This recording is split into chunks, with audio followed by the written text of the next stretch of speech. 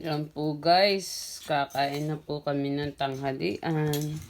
Ang ulam po namin ay sinigang. Sa malamig na panahon, kailangan may mainit na pagkain para hindi lamigin. Yan po guys, kain po tayo. Yan po, kanin. Si tatay po ang naglutunan. Sarap po yan. Kain po tayo guys. Yan po, yan po ang aming pagkain. Yan.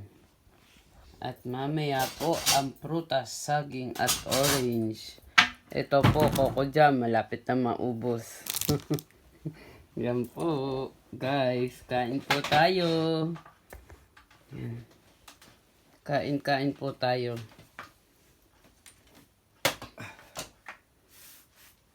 Kain po tayo guys. Kain po. Kakain na po ako kasi gutom na po ako. Maraming salamat.